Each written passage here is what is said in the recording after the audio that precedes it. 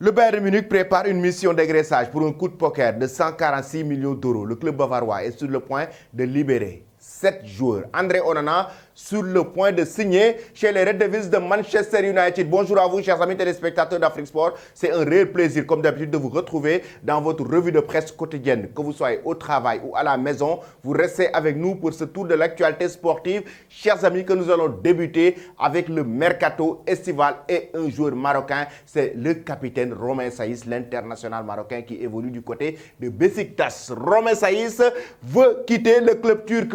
Et selon notamment Sky Sport, les médias français et Foot Mercato qui donnent d'ailleurs cette information aujourd'hui en même temps, Romain Saïs et sa famille veulent quitter Beşiktaş et la Turquie. Il y a de cela quelques semaines, voire même quelques jours, je vous avais évoqué l'avenir de Romain Saïs dans cette revue de presse. Moi, personnellement, Mohamed El Amin Diop, votre ami et frère, j'avais rencontré l'agent de Romain Saïs. Il s'agit de Vadim Vassiliev, qui était en même temps que l'ancien président de l'AS Monaco depuis plusieurs années, et lui qui a su diriger la carrière de plusieurs jours, et en même temps qui a une agence de consulting et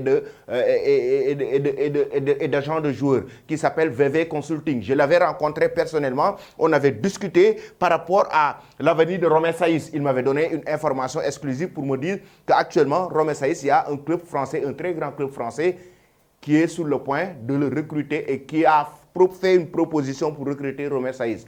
Et, chers amis, devinez quoi? C'est l'Olympique de Marseille.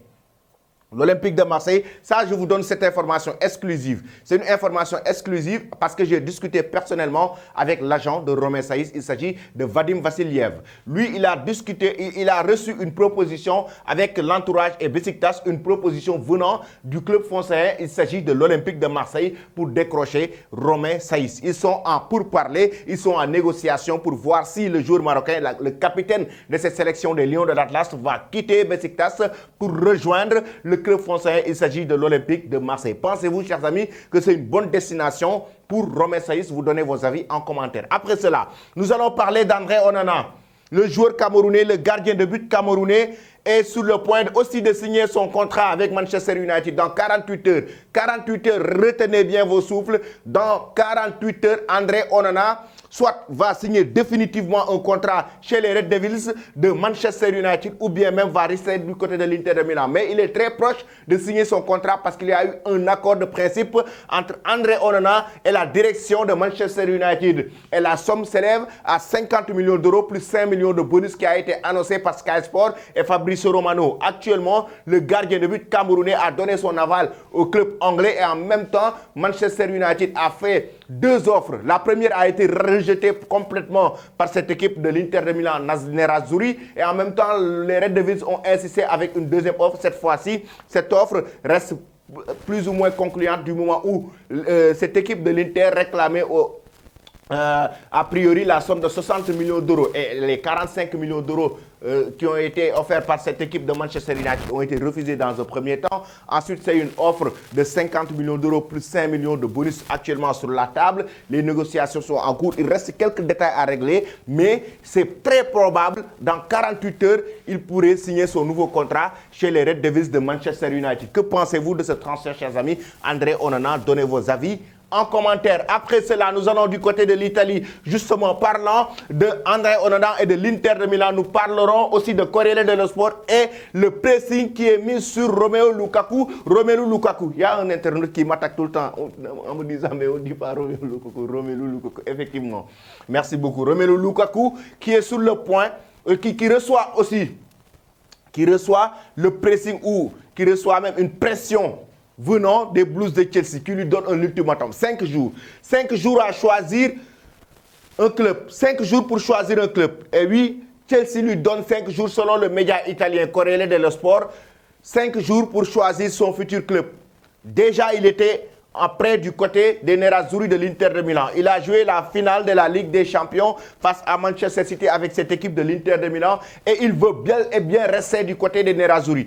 Là, actuellement, il y a des clubs qui se sont positionnés. Il y a la Juventus qui s'est positionnée. Il y a le Paris Saint-Germain qui s'est positionné. Et les Blues de Chelsea, notamment la direction, lui donne 5 jours pour prendre une décision concernant son futur club. Déjà, il y a l'Inter qui était en train de préparer une offre de 30 millions d'euros pour décrocher définitivement définitivement Romelu Lukaku du côté de cette équipe de Chelsea. Et là, actuellement, en même temps, Chelsea va bel et bien le vendre, mais il faut qu'il décide dans 5 jours, comme l'a si bien évoqué le média. Pensez-vous, chers amis, que Lukaku doit-il rejoindre la vieille dame, la Juve, l'Inter ou le Paris Saint-Germain? Pour moi, il doit rester du côté de l'Inter de Milan. Du côté de la Gazzetta dello Sport, on parle du Milan AC, avec un joueur très talentueux qui a été pisté par Pioli et le Milan AC. Il s'agit du joueur néerlandais Tijani Rensder. Actuellement, il est sur le point de signer du côté du club lombard. Oui, du moment où les deux parties ont trouvé un accord et en même temps le joueur néerlandais veut jouer du côté du Milan AC. Le Milan qui est en train de se renforcer, notamment par rapport à la saison prochaine, et ils veulent décrocher ce jeune joueur néerlandais très talentueux, Tijani Rensder. Oui, très talentueux, en même temps très technique. Et, chers amis, il faut rappeler que le Milan a été éliminé en quart de finale de la pas en quart de finale, mais en demi-finale de la Ligue des Champions par l'Inter de Milan. Et le Milan aussi veut se renforcer parce que le Milan, l'année prochaine, veut encore une fois occuper la scène européenne. Après cela, nous filons directement en Espagne avec l'interview exclusive de Juan Laporta, le président du FC Barcelone. Laporta on fire, Laporta en feu dans la cuisine, comme vous le voyez bien avec l'image. Certainement, il est en train de cuisiner parce que le Barça est en train de cuisiner concernant ce mercato estival. Le Barça est en train de cuisiner une très bonne équipe. Le Barça est en train de cuisiner avec ce mercato, raison pour laquelle ils ont recruté Íñigo Martínez, raison pour laquelle ils ont recruté Ilkay Gundogan et ils sont en train de recruter en même temps Victor Roque de l'Atlético Paranaense du côté du Brésil, et plusieurs joueurs sont dans le viseur du club catalan, et le Barça est en train de cuisiner une équipe galactique, une équipe XXL pour la saison prochaine pour remporter la Ligue des Champions. Et Juan Laporta a décliné ses objectifs et ses ambitions dans cette interview exclusive qu'il a su faire avec Mundo Deportivo et le Quotidien Sport. Déjà, il fait la comparaison. Regardez bien le titre du Quotidien Sport. Tenemos mejor equipo que el Madrid. Nous avons la meilleure équipe que Madrid. Que pensez-vous de cela? Déjà, je commence par vous poser la question. Mais Juan Laporta, est-ce une déclaration prétentieuse? Est-ce une déclaration prétentieuse? Nous avons la meilleure équipe que Madrid. Ou bien notre équipe est meilleure que le Real Madrid, chers amis. Que pensez-vous de cette déclaration de Juan Laporta? Sur quoi se base-t-il pour dire que tenemos una mejor equipo de que el Madrid? Sur quel argument se base-t-il? Est-ce que c'est un argument sportif? Aujourd'hui, est-ce que c'est un argument sportif? L'année dernière, en Ligue des Champions, il faut rappeler que le FC Barcelone a été éliminé prématurément. Le Real Madrid a été demi-finaliste sur la scène européenne. Certes, le Barça a remporté la Liga. En même temps, aussi, il faut rappeler qu'il y a 2 ans, le Real Madrid, en 2022, a remporté la Ligue des Champions. Chers amis, aujourd'hui, est-ce que le Barça est meilleur que le Real? Maintenant, si l'on se fie aussi à la compétition nationale, c'est-à-dire entre les confrontations directes dans le championnat, c'est le Barça qui est au-dessus parce que c'est le Barça qui a remporté le championnat devant le Real Madrid. Quoi qu'on puisse dire, ça, c'est une comparaison très difficile. Parce que sportivement, d'un côté, le Barça éliminé prématurément en Ligue des Champions. De l'autre côté, le Barça qui remporte la Liga devant le Real Madrid. Maintenant, Juan Laporta, il campe sur sa position. Tenemos mejor equipo que el Madrid. Nous avons la meilleure équipe que le Real Madrid. Chers amis, que pensez-vous de cette assertion?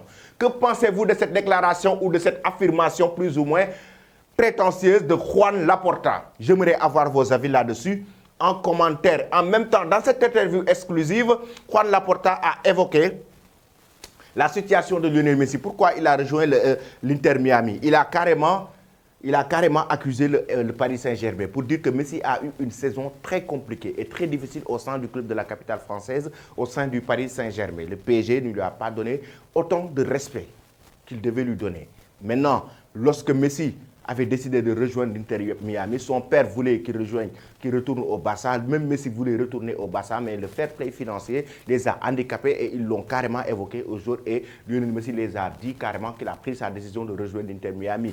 Et Juan Laporta a dit que c'est le fair play financier qui a vraiment handicapé le Barça pour le retour de Lionel Messi. Mais il a accusé le Paris Saint-Germain concernant l'avenir de Lionel Messi. Pour lui, si Messi aujourd'hui a eu une saison difficile parce qu'il n'a pas du tout été bien respecté par le club de la capitale française. Maintenant, chers amis, regardez, je reviens sur mes propos. Tenemos mejor equipo que el Madrid. Nous avons la meilleure équipe que Madrid. Que pensez-vous de cette déclaration de Juan Laporta? Ensuite, nous restons toujours en Espagne, cette fois-ci avec le journal AS. En lo más alto, au sommet. Regardez bien avec Vinicius titre le journal AS. Vinicius qui est au sommet. En lo más alto. Il est au sommet de la statue Vinicius Junior qui vient même de remplir son nouveau contrat avec cette équipe du Real Madrid jusqu'en 2027 avec une clause libératoire qui s'élève à 1 milliard d'euros. La clause libératoire, le Real qui a su blender Vinicius. Il est en vacances accompagné de Rodrigo Boes, d'Eduardo Camavinga. Il passe du beau temps à Rio de Janeiro, il passe du beau temps au Brésil. Et en même temps, ça permet au joueur français Eduardo Camavinga de passer du beau temps avec ses amis ou bien ses coéquipiers en club, Vinicius Junior et Rodrigo Boes, les joueurs brésiliens. Mais du côté de Rio de Janeiro, au moment où le Real Madrid a entamé avec Jude Bellingham, Arda Güler et certains joueurs, 12 joueurs depuis ce lundi, Vinicius et ses coéquipiers sont en train de passer leurs vacances du côté de Rio de Janeiro, du côté du Brésil. Mais ce n'est pas tout, parce qu'ils sont en train en même temps de s'entraîner. Et oui, ils s'entraînent en même temps. Ce n'est pas seulement des vacances qu'ils sont en train de passer, mais ils s'entraînent très dur pour préparer la saison avant de rejoindre le club merengue concernant la pré-saison pour préparer la nouvelle saison du Real Madrid. Vinicius Junior, comme vous le voyez ici, accompagné d'Eduardo Camavinga et de Rodrigo Boes. Je me rappelle de ce magnifique but de Vinicius Junior face à Manchester City. Quel but, chers amis, quel magnifique but. Regardez bien la course d'Eduardo Camavinga sur le côté gauche et comment il donne cette balle à Vinicius Junior lorsque Vinicius déborde sur le côté droit, sur le côté gauche pour venir avec son pied fort, son pied droit pour mettre la balle en pleine lucarne. Et oui, c'était le magnifique but du Real Madrid lors du match aller face à Manchester City. Regardez bien, ils sont en train de se préparer pour cette nouvelle saison. C'était une bonne cohésion sur le côté gauche entre Eduardo Camavinga et Vinicius Junior. Ensuite, chers amis, nous allons en France pour parler d'Iliman Ndiaye, le joueur sénégalais. Regardez, le journal L'Équipe nous dit que l'OM passe à l'attaque. Marseille et l'international sénégalais de Sheffield United sont proches d'un accord contractuel. Une première offre va être formulée au club anglais dans les prochaines heures. Une première offre va être formulée au club anglais dans les prochaines heures parce que Iliman Ndiaye, son club de cœur, c'est l'Olympique de Marseille. Si Marseille a l'audace vraiment de faire une offre à Sheffield United pour décrocher Iliman Ndiaye, c'est parce que le joueur sénégalais qui évolue du côté du championnat anglais veut bel et bien rejoindre le club français. C'est son club de cœur. Il a toujours évoqué que Marseille est son club de cœur. Et l'Olympique de Marseille va faire une offre pour décrocher l'attaquant sénégalais qui a enregistré une excellente saison avec son club, mais en même temps avec l'équipe nationale du Sénégal. Et selon ce qu'a exploré Fabrizio Romano, c'est un contrat qui attend du côté de l'Olympique de Marseille. C'est un contrat de 5 ans. Un contrat de 5 ans a été annoncé pour Iliman Ndiaye du côté du club français. Que pensez-vous de cela? Doit-il quitter le championnat anglais pour rejoindre l'Olympique de Marseille? Pensez-vous que c'est une bonne idée pour Iliman Ndiaye de rejoindre le club français? Donnez vos avis en commentaire. Ensuite, chers amis, nous allons terminer notre revue de presse en Allemagne. Cette fois-ci, pour parler de la mission dégraissage du Bayern Munich. Le club bavarois veut se libérer de 7 joueurs. 7 joueurs pour se faire de l'argent. Un coup de poker qui s'élève à 143 millions d'euros. Regardez bien. 146 millions d'euros, autant pour moi. Regardez bien. Déjà, il y a des joueurs qui ont été cités. Le prix annoncé, le prix de vente de Sadio Mané qui a été annoncé hier est un prix étonnant, qui a étonné pas mal de personnes sur les réseaux sociaux. Mais ce n'est pas seulement Sadio Mané, il y a d'autres joueurs qui seront sur le marché du transfert. Mais il y a des joueurs qui ont cette capacité de rester au Bayern Munich. Mais 7 joueurs que le Bayern Munich veut dégraisser, veut libérer pour se faire de l'argent. Déjà avec Bouna Sarr, le joueur sénégalais qui était du côté de l'Olympique de Marseille, qui a rejoint le Bayern Munich. Ensuite, il y a aussi Alexandre Nubel. Le tarif fixé est compris entre 5 et 8 millions d'euros pour ce joueur. Pour Yann Sommer, arrivé l'hiver dernier, on attend entre 8 et 10 millions d'euros pour le gardien de but. L'Inter Milan est d'ailleurs sur le coup. Concernant, parce que l'Inter est sur le point de aussi laisser partir André Onana. Concernant Marcel Sabitzer, on ne compte pas le vendre à perte. il sera vendu au prix qu'il a été acheté, soit 15 millions d'euros. Ça, ce sont les informations de la presse allemande et notamment la presse française. En revanche, le Bayern Munich s'attend à perdre de l'argent avec Sadio Mané. On réclame 20 millions d'euros pour le joueur recruté pour 32 millions d'euros il y a un an. C'est quand même étonnant. Le fait que le Bayern Munich puisse acheter Sadio Mané à 32 millions d'euros et le vendre à 20 millions d'euros, c'est quand même très étonnant. Le club allemand compte remplir ses caisses aussi avec Benjamin Pavard. Pour lui, il espère entre 35 et 40 millions d'euros. Déjà, je vous ai cité quoi? Bouna Sarr, Alexandre Nubel. En même temps, il y a Yann Sommer. En même temps, il y a Marcel Sabitzer. En même temps, il y a Sadio Mané. Mais en même temps, il y a Ryan Gravenberch. Le Bayern Munich veut une somme comprise entre 40 et 50 millions d'euros. Rappelons que le Néerlandais a été acheté à 18,5 millions d'euros en 2022. Si les champions d'Allemagne réussissent à le vendre, leurs 7 indésirables au meilleur prix, ils encaisseront 146 millions d'euros. Il faut ajouter à cette somme les 45 millions d'euros grâce au transfert de Lucas Hernandez. Voici donc les 7 joueurs que le Bayern Munich veut actuellement vendre et en même temps se faire de l'argent. Mais cette somme, chers amis, c'est pour décrocher Harry Kane et Kyle Walker de Manchester City. Et oui, ils veulent récupérer une grosse somme d'argent pour en retour faire une très belle offre. Parce que là, les négociations sont en cours avec le Bayern Munich. Selon la presse allemande, les négociations sont en cours avec Tottenham. Et le Bayern Munich veut décrocher Harry Kane, mais aussi veut décrocher Kyle Walker, latéral droit de cette équipe de Manchester City. Que pensez-vous, chers amis, de cette mission du club bavarois, le Bayern Munich? Ces joueurs cités doivent-ils quitter le club bavarois? Mais la presse allemande aussi nous donne une précision. Sadio Mané ne veut pas quitter le Bayern. Sadio Mané, même s'il reçoit des offres venant de l'Arabie Saoudite, le joueur sénégalais ne veut pas quitter le Bayern parce qu'il veut toujours montrer au monde entier qu'il a toujours cette capacité d'évoluer dans le très haut niveau et de remporter encore une fois des titres européens, raison pour laquelle il ne compte pas quitter le Bayern Munich cet été. Chers amis, donnez vos avis en commentaire concernant cette situation et la mission dégraissage du club bavarois. Je vais vous quitter avec cette image. Lionel Messi est bien arrivé du côté de Miami. Attendu avec beaucoup d'amour et d'affection par les supporters de l'Inter Miami. Au niveau des immeubles, les fresques des immeubles, le portrait de Lionel Messi est dessiné partout. Et il est bien arrivé du côté de Miami pour commencer sa nouvelle saison avec l'Inter Miami. Chers amis, abonnez-vous. Abonnez-vous, n'oubliez pas de vous abonner sur cette chaîne pour ne rien rater de l'actualité et activer la cloche de notification à chaque fois. Ne restez connectés sur Afrique Sport pour ne rien rater de l'actualité. Merci et très bonne journée.